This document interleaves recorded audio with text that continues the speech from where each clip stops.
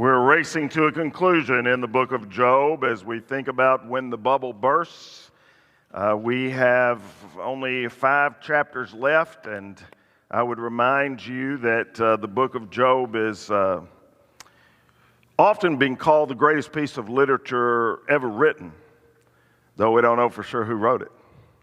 But it begins with a bang, or a bubble bursted, you might say, in chapter 1, where Job is one of the wealthiest men in the world, and he is the most spiritual man in the world, and yet in a matter of no time, it all comes tumbling down around him. 4 messengers come at him in a matter of moments from each side, telling him what all he's lost. He's lost all of his cattle, his livestock. He's lost all of his living. He has lost his children. He has lost everything but his own life and that of his wife in a matter of seconds. Talking about your bubble bursting. And we know, though he didn't know, that that was the result of a contest between God and Satan.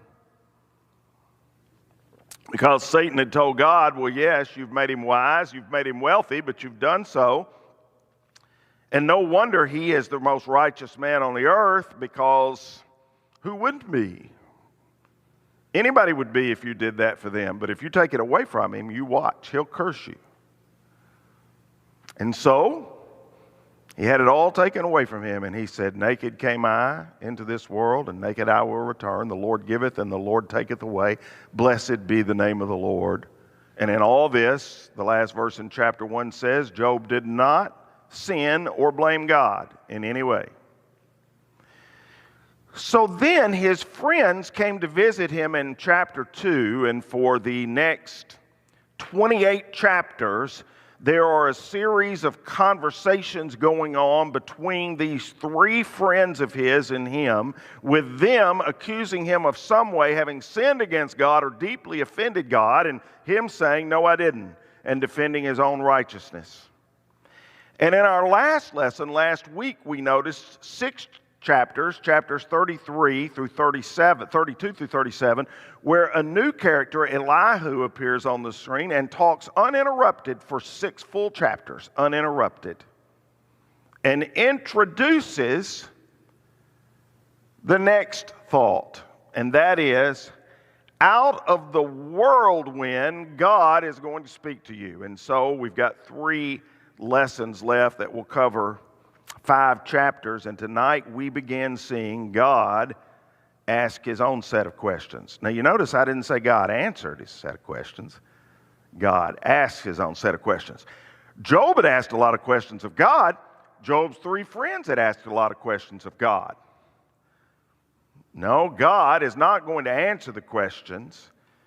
He is going to ask some questions of his own.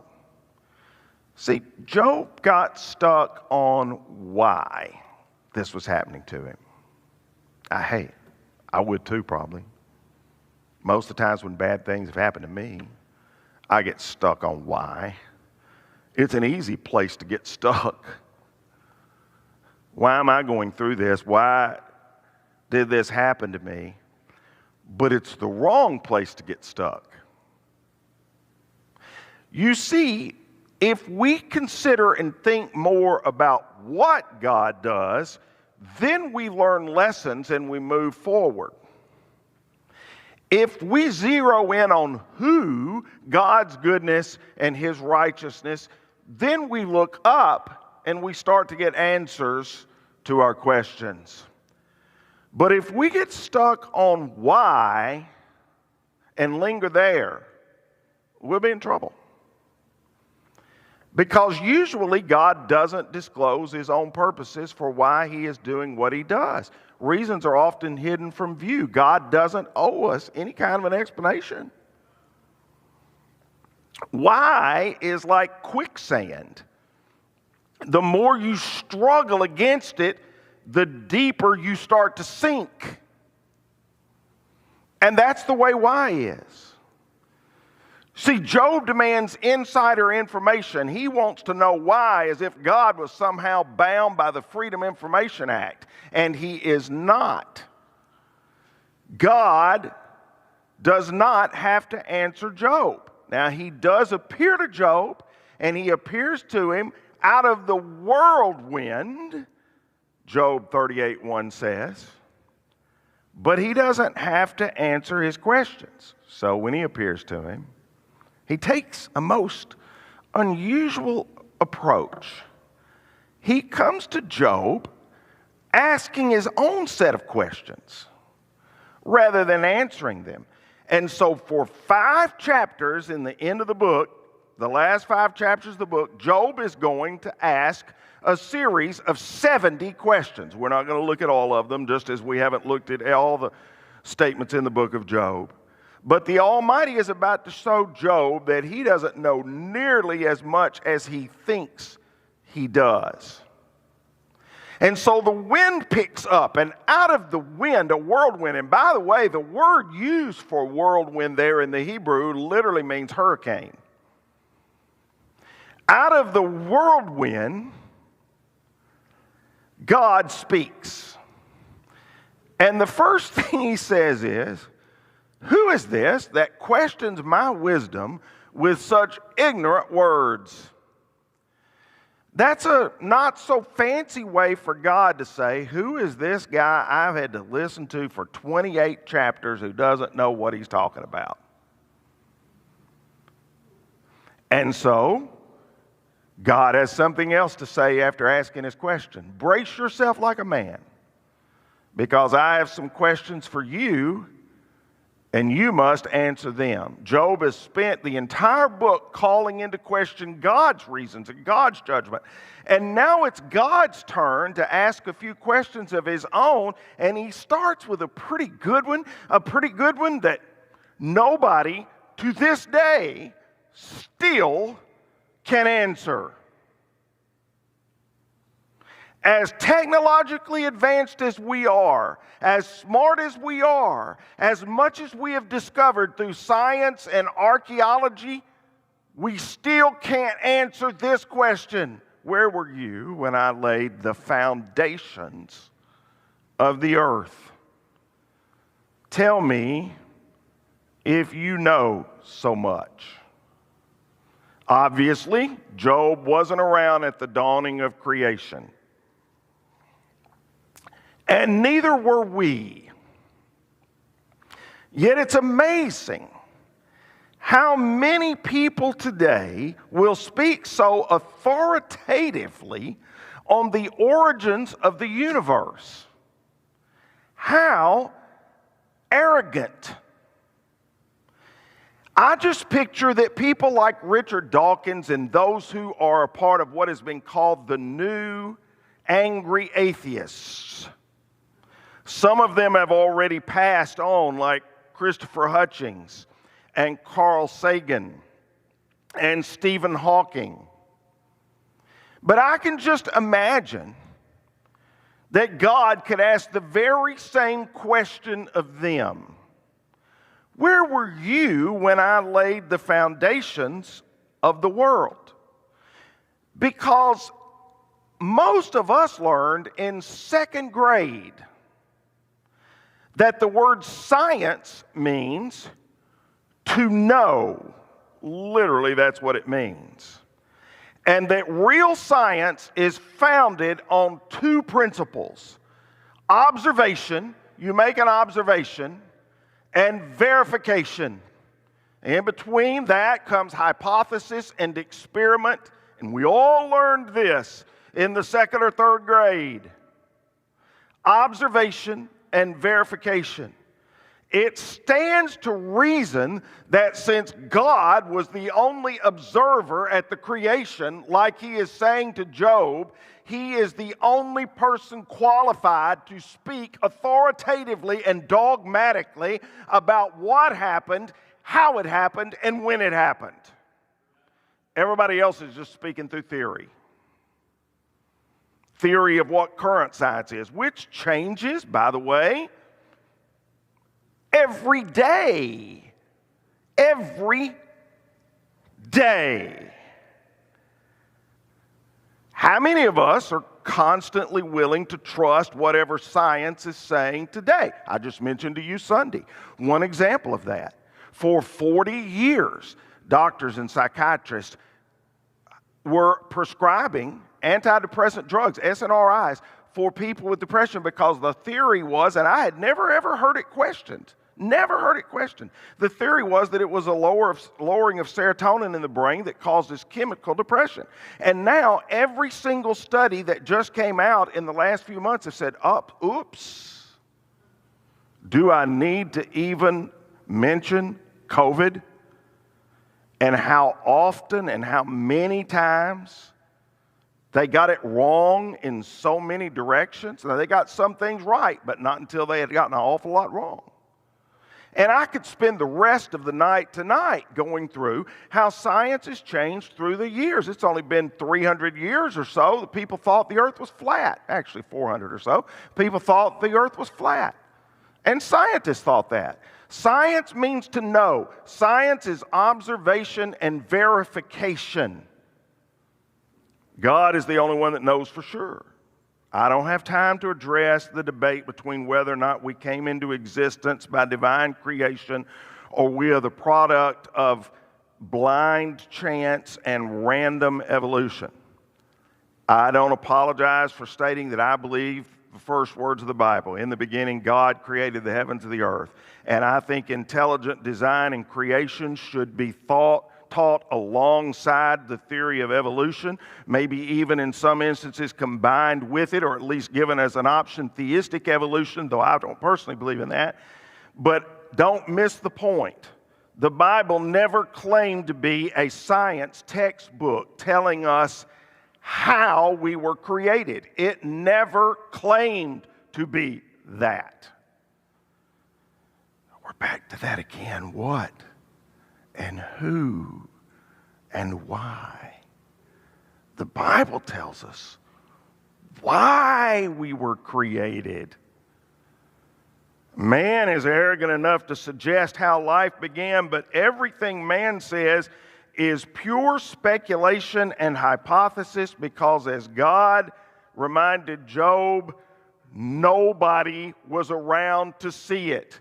Where were you when I laid the foundations of the earth? Wait till you see what's coming. Some of the questions he's about to ask, almost none of which have still been answered, or some that have been. See, when I wrote my book, Basic Training, I mentioned this in the lesson on prophecy and scientific foreknowledge, and that's why I'm so excited to have gotten to Job chapter 38 tonight, because there are several instances of scientific foreknowledge in Job chapter 38, which was the first book written in the Bible, that God knew and that recorders of Scripture told us that nobody else knew, and in many instances people didn't know for 3,000 years or more. I'm going to show you some directly tonight, some discoveries like that. Let's move on, verses 5 through 7. Who determined its dimensions and stretched out the surveying line? What supports its foundations? And who laid its cornerstone as the morning stars sang together and all the angels shouted for joy? Who determined its dimensions?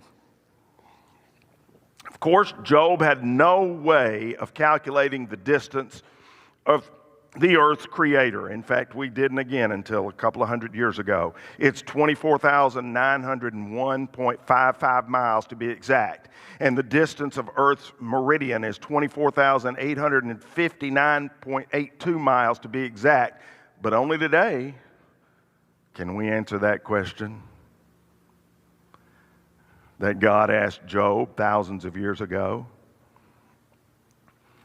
God is going to ask Job 70 questions. And this is maybe one or two of the 70 that to this day mankind can still answer. Only a couple of three. And that wasn't that long ago. Amazingly, after more than 3,000 years of conducting research and doing homework on the questions that are asked in this chapter, smart man is still only able to answer a handful or less of them. Needless to say, Job's not going to do very well on it. He's not going to understand about the law of gravity that supports its foundations. Gravity is the force that fastens us to the planet. Apparently, the angels were spectators at creation, and God asked Job if he was with them. He keeps going. Who kept the sea inside its boundaries as it burst from the womb, and as I clothed it with clouds and wrapped it in thick darkness? Well, that's a good question. A lot of scholars, even some scientists, believe that prior to Noah's day, planet Earth was shrouded in a colossal canopy of clouds and water vapor. It's called the canopy theory. And it shielded the earth from the sun's radiation, which allowed men and women to live to very old ages. And the canopy helped with climate control and created a greenhouse effect and warm, stable temperatures. And the absence of moving weather patterns and few, if any, storms made the world a tropical paradise prior to the flood. And the flood was made possible by the opening up of the boundaries and the collapse of this canopy. I locked it behind barred gates, limiting its shores, God said to Job. I said, this far, and no farther will you come. Here your proud waves must stop. So God tells Job that he set the boundaries for the sea and for its tides. Have you ever commanded the morning to appear and caused the dawn to rise in the east? Have you made daylight spread to the ends of the earth to bring an end to the night's wickedness? And here's what's interesting about that question. That's one of the ones we can answer, but we can only answer it again for a few hundred years. The Bible teaches that God not only created the universe, but that He maintains it. As you know, the earth is orbiting around the sun at a speed of 66,000 miles an hour, while at the same time it is spinning at about 1,000 miles an hour, so that one part of the globe is facing the sun while the other part is in darkness. And if that didn't occur every single day, one side of the planet would immediately freeze and the other side would immediately burn up. And you take it off course by the smallest millimeter or amount, and that would happen anyway. And every morning the sun rises in a different place because the planet is also tilting on the axis 23 degrees to create the different seasons. Otherwise, the atmosphere would be too cold or too hot to support life. This is a meticulous operation, cannot be moved at all, yet it's luck. It all happened by mere accident. It all has been maintained and stays in place by mere accident. It takes more faith to believe that than it takes to believe that there's a God who created it, maintains it, and keeps it running. It does. Every sunrise has God's signature on it, so that He's giving us another day to live. God is maintaining life and order in the universe. And until mankind can control the orbit and the spinning and the tilting of the planet, we probably ought to keep a little bit quiet about how smart we are. He goes on and says, have you explored the springs from which the seas come? Have you explored their depths? Well, you can look this up. It's a matter of fact. God indicates here the existence of oceanic aquifers right there.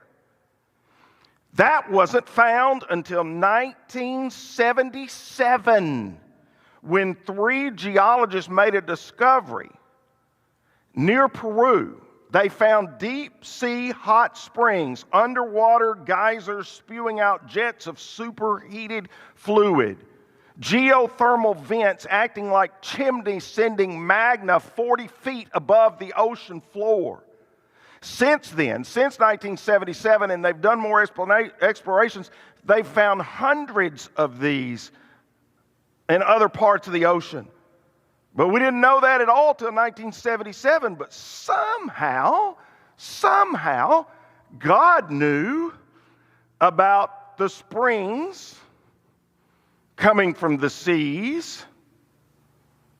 And that's just one, as I said a few moments ago, of many examples of scientific foreknowledge.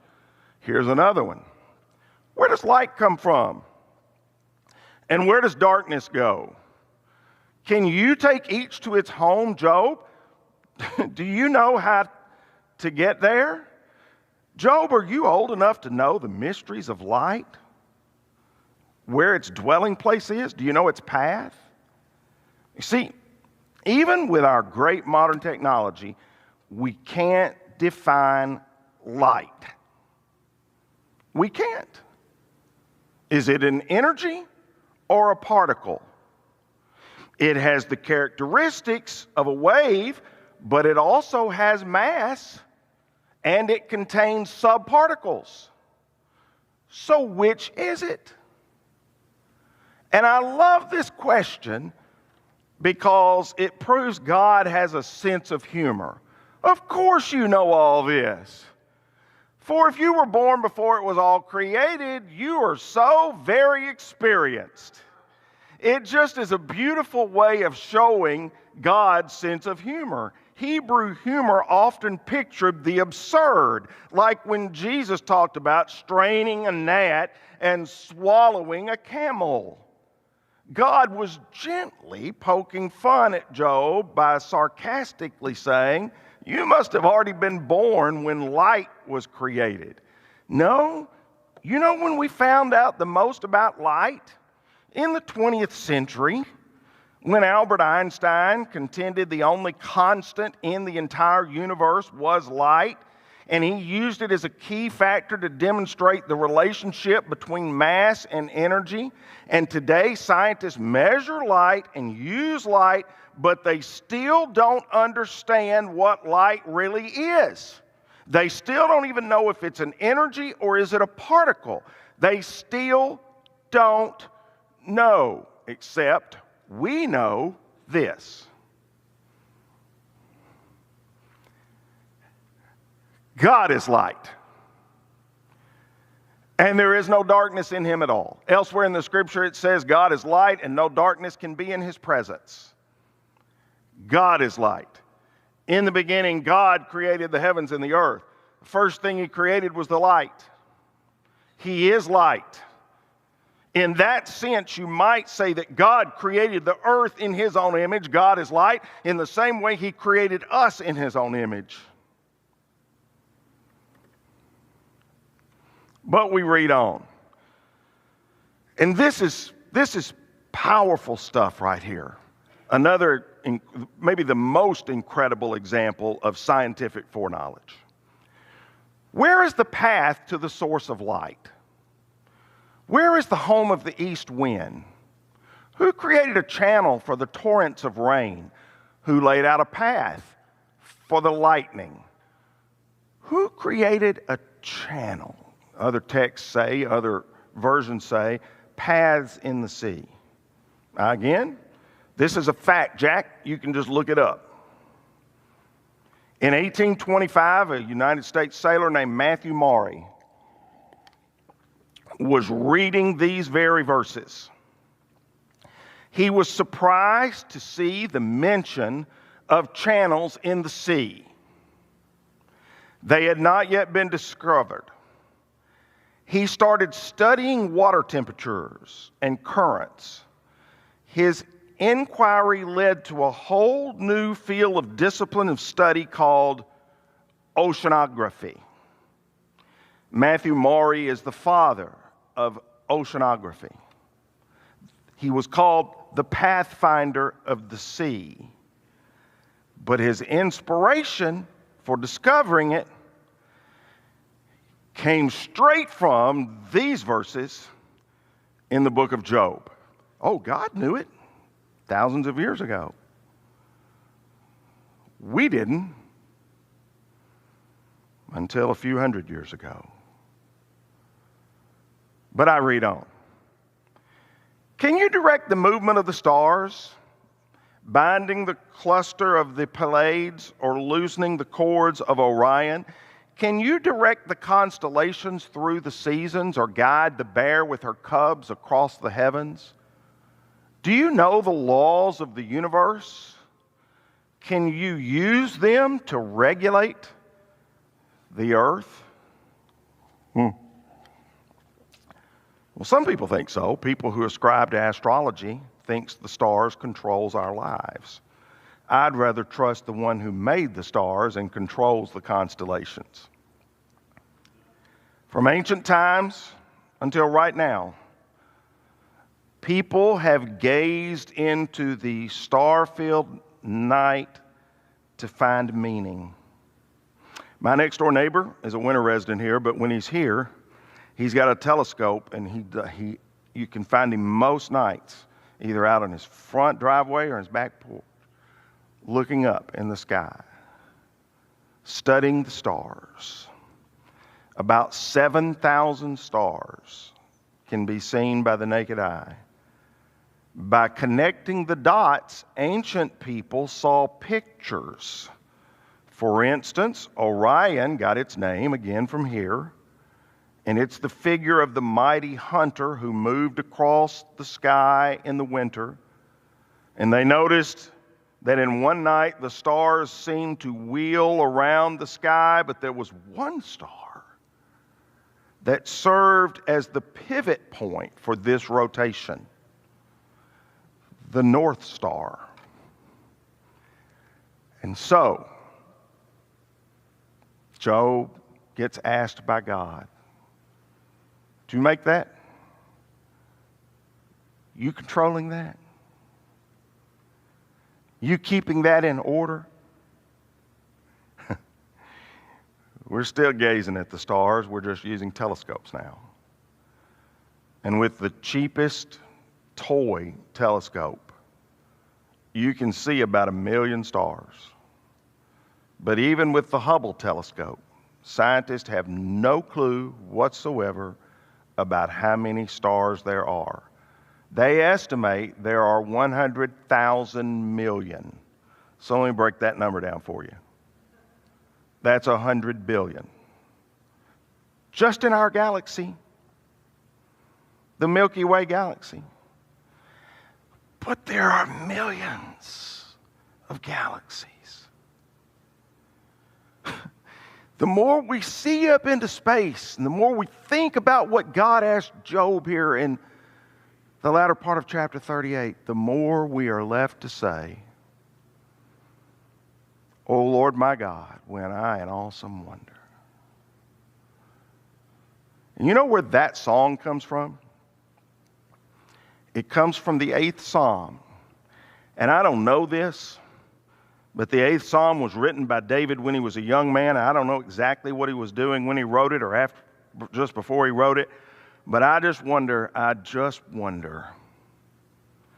if when he was a shepherd out in those fields at night by himself, he did what I did when I was a little boy out laying in my parents' backyard, and I looked up into the sky at the stars.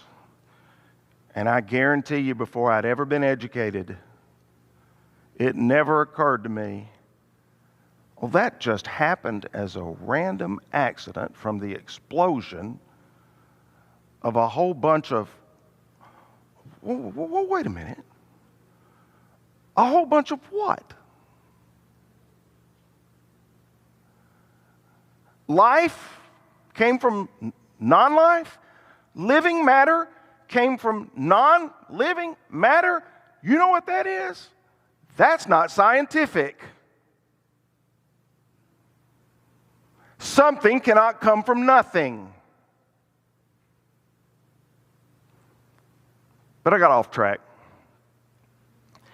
I can just picture David out in the field as a shepherd boy looking up in the sky and saying, O Lord, our Lord, your majestic name fills the earth. Your glory is higher than the heavens. You have taught children and infants to tell of your strength, silencing your enemies who oppose you. When I look at the night sky and I see the work of your fingers, the moon and the stars you set in place, what are mere mortals that you should think about them? Human beings that you should care for them. You remember in the beginning when I told you, if you focus on why, you'll always have problems. And even if you focus on what, but if you focus on who and why he did this, because he loved us, that he cared for us, then even the stars and the galaxies make sense. He did it because he loved us and he wanted to be with us. You made them only a little lower than God and crowned them with glory and honor. You gave them charge of everything you made, putting all things under their authority. The flocks and the herds and all the wild animals and the birds in the sky and the fish in the sea and everything that swims. Oh, there's that phrase again. The ocean currents. Till Matthew Maury, nobody knew there were currents in the ocean. Oh, wait a minute. Guess what? Somebody did know. The one who made them. And that's why we're able to say, O Lord, our Lord, how excellent and majestic is your name in all the earth.